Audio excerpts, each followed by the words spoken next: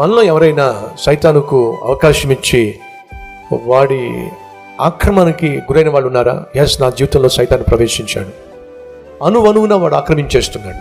ఒకప్పుడు ఆత్మీయ జీవితంలో వాడు అడుగుపెట్టాడు, అందరితో ఆగకుండా వాడు నా శరీరంలో జొరబడ్డాడు, ఆరోగ్యాన్ని పాడు చేస్తున్నాడు, ఆస్తిని పాడు చేస్తున్నాడు, అందాన్ని పాడు చేస్తున్నాడు, ఆత్మీయతను పాడు చేస్తున్నాడు, ఆరోగ్యాన్ని పాడు చేస్తున్నాడు. స్లోగా వాడు నా జీవితంలో ప్రతి అణువణువున వాడు ఆక్రమించేస్తున్నాడు. Is it true in your life? అది నీ జీవితంలో వాస్తవా?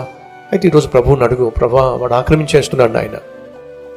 రోజుకు వాడు నన్ను, నా జీవితాన్ని, నా కుటుంబాన్ని, నా ఉద్యోగాన్ని, నా వ్యాపారాన్ని, ప్రతి విషయంలో వాడు జొరబడిపోతున్నాడు. అదే చెప్తున్నాను, ఈరోజు మనలో కొంతమంది లేక అనేక మంది జీవితంలో వాస్తవం సైతాను ఎంతో కొంత అడుగు పెట్టేశాడు. అడుగు పెట్టనిచ్చావు, ఇప్పుడు స్లోగా వాడు ఆక్రమించేస్తున్నాడు.